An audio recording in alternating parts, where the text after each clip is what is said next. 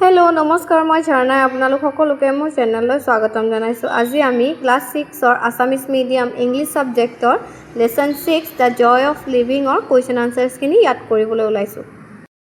এতিয়া আমি year question আনচাৰ্ছখিনি কৰিম দেই। এক্টিভিটিজ বুলি আছে।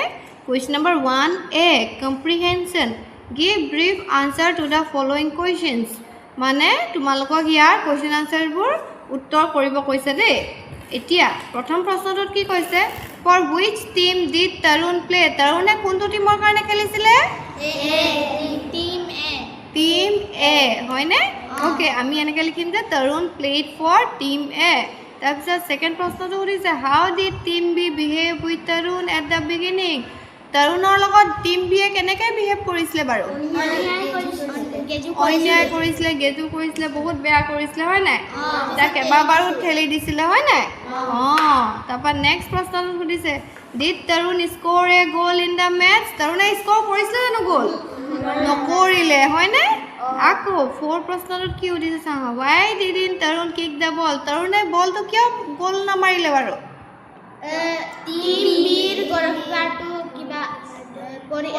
দুখ পাই পৰি আছিলে হয় নাই? টিম বিৰ গ'লকিপাৰজন ইনজিয়ৰ্ড হৈ আছিলে হয় নাই?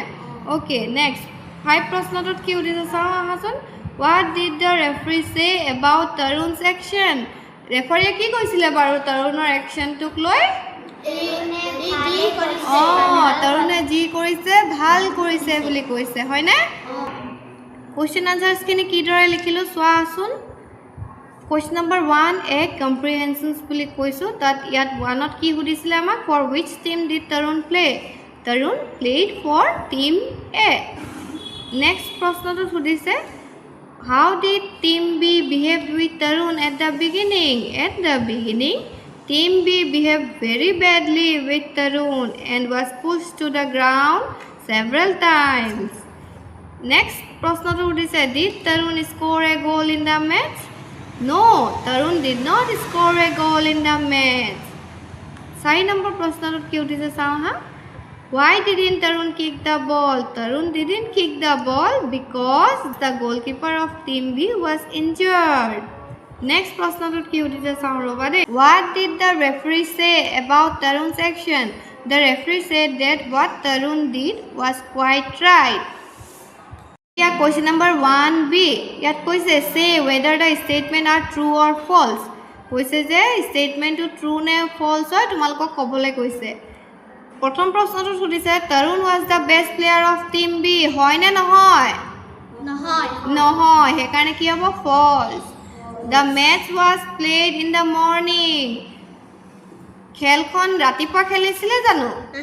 নাই খেলা, কেতিয়া খেলিছিলে? 3টা বজাত, পাছবেলা হয়নে? তো উত্তৰটো হ'ব falls.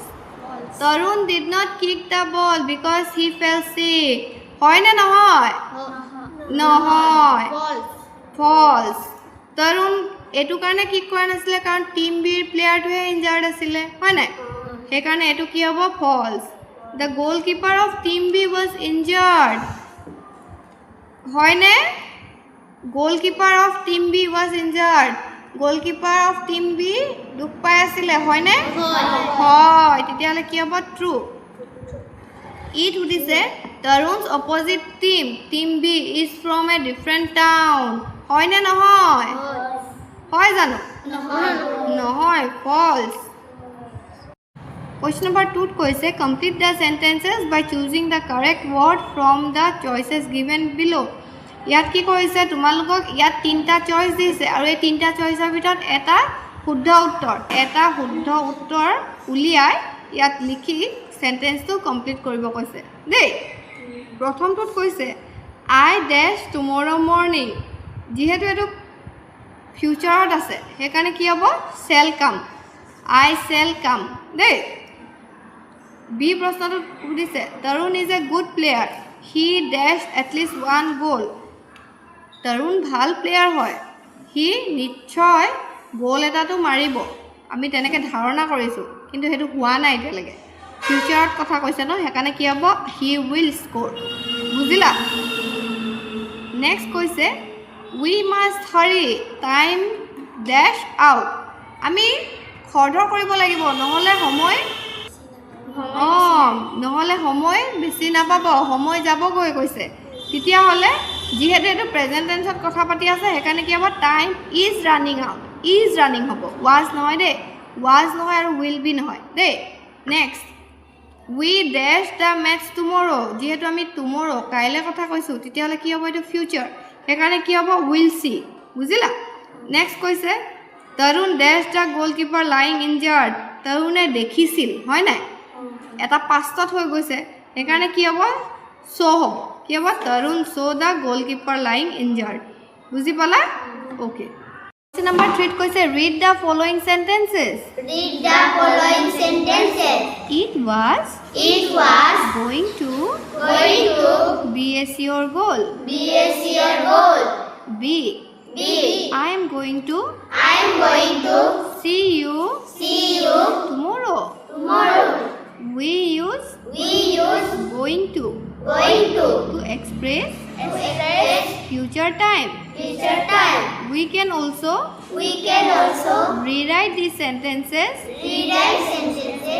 using shall will to express future time.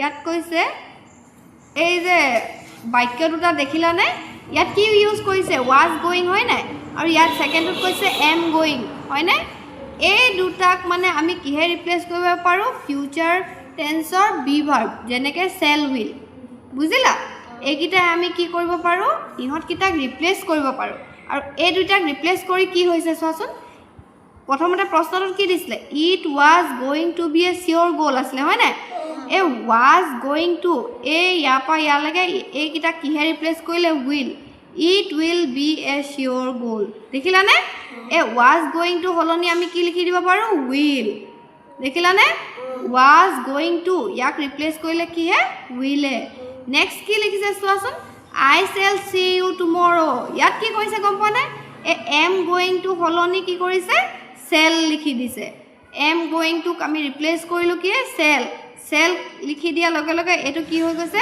Future টেন্সত express কৰা হৈ গৈছে এটো ফিউচাৰ টেন্সে এক্সপ্ৰেছ কৰিছে কিন্তু was going to am going to use কৰিছিল আৰু ফিউচাৰ টেন্সত আকৌ আমি এভাগে এক্সপ্ৰেছ কৰিব পাৰো will আৰু shall এ ৰিপ্লেস কৰিও আমি ফিউচাৰ টেন্সত কি বুলি কয় এক্সপ্ৰেছ কৰিব পাৰো বুজিলা ওকে নেক্সট কি কৈছে চাও হা কৈছে now rewrite the sentences